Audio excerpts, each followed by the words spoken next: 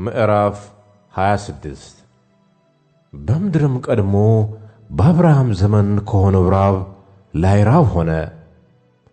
ይስሐቅም ወደ ፍልስጥኤማውያን ንጉሥ ወደ አቤሜሌክ ወደ ጌራራ ሄደ። እግዚአብሔር ተገለጠለት እንዲህም አለው፣ ወደ ግብፅ አትውረድ፣ እኔ በምልህ ምድር ተቀመጥ እንጂ። በዚች ምድር ተቀመጥ፣ ካንተ ጋርም እሆናለሁ፣ እባርክሃለሁም።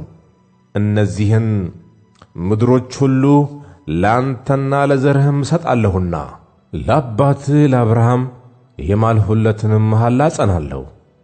ዘርህንም እንደ ሰማይ ከዋክብት አበዛለሁ። እነዚህንም ምድሮች ሁሉ ለዘር እሰጣለሁ። የምድርም አሕዛብ ሁሉ በዘርህ ይባረካሉ።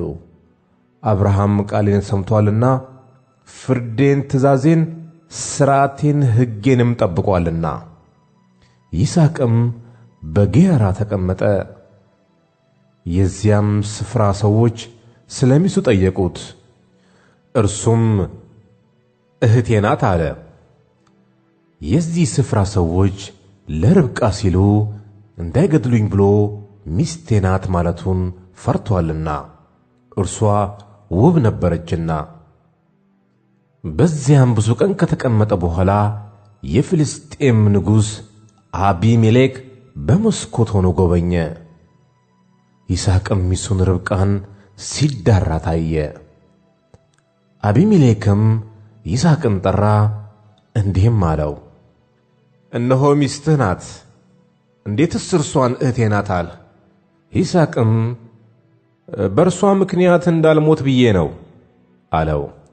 አቤሜሌክም አለ፣ ይህ ያደረግህብን ምንድን ነው?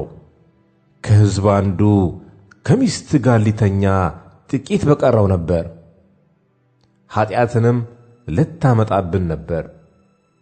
አቤሜሌክም ሕዝቡን ሁሉ ይህንን ሰው ሚስቱንም የሚነካ ሞትን ይሙት ብሎ አዘዘ።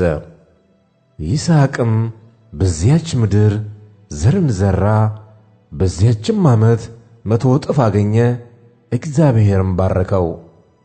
ባለጠጋ ሰውም ሆነ፣ እጅግ እስኪበለጥግ ድረስም እየጨመረ ይበዛ ነበር። የበግና የላም ከብትም ሎሌዎችም እጅግ በዙለት። የፍልስጤም ሰዎች ቀኑበት። በአባቱም በአብርሃም ዘመን የአባቱ ሎሌዎች የማሷቸውን ጉድጓዶች ሁሉ የፍልስጤም ሰዎች ደፈኗቸው፣ አፈርንም ሞሉባቸው። አቤሜሌክም ይስሐቅን ከእኛ ተለይተህ ሂድ፣ ከእኛ ይልቅ እጅግ በርትተሃልና አለው። ይስሐቅም ከዚያ ሄደ፣ በጌራራም ሸለቆ ሰፍሮ በዚያ ተቀመጠ። ይስሐቅም በአባቱ በአብርሃም ዘመን ቆፍሯቸው የነበሩትን የውኃ ጉድጓዶች ደግሞ አስቆፈረ። አብርሃም ከሞተ በኋላ የፍልስጤም ሰዎች ደፍነዋቸው ነበሩና አባቱም ይጠራቸው በነበረው ስም ጠራቸው። የይስሐቅ ሎሌዎችም በሸለቆ ውስጥ ቆፈሩ፣ በዚያም የሚመነጭ የውኃ ጉድጓድ አገኙ። የጌራራ አገር እረኞች ከይስሐቅ እረኞች ጋር ውኃው የእኛ ነው ሲሉ ተከራከሩ። የዚያችንም ጉድጓድ ስም ኤሴቅ ብሎ ጠራት፣ ለእርሷ ሲሉ ተጣልተዋልና።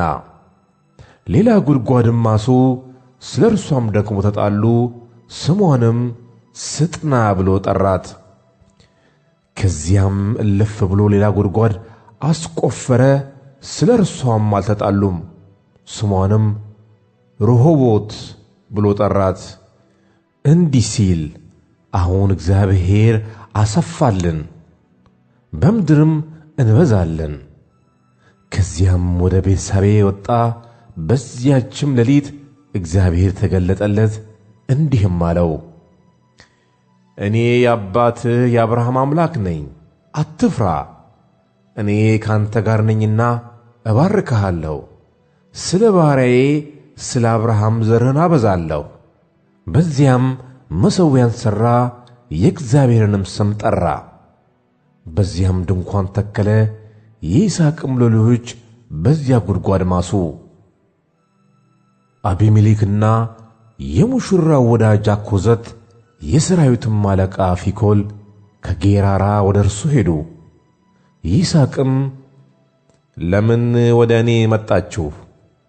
እናንተ ጠልታችሁኛል፣ ከእናንተም ለይታችሁ አሳድዳችሁኛል አላቸው። እነርሱም አሉት እግዚአብሔር ካንተ ጋር እንዳለ በርግጥ አየን። ስለዚህም በእኛና ባንተ መካከል ላይ ይሁን። እኛ አንተን እንዳልነካንህ በጎነትህንም ብቻ እንዳሳየህን በደህናም እንደሰደድንህ አንተም ክፉ እንዳትሠራብን ቃል ኪዳን ካንተ ጋር እናድርግ አለን። አንተ አሁን ከእግዚአብሔር ዘንድ የተባረክህ ነህ። ይስሐቅም ማዕድ አቀረበላቸው፣ በሉም ጠጡም። ማልደውም ተነሱ፣ እርስ በርሳቸውም ተማማሉ።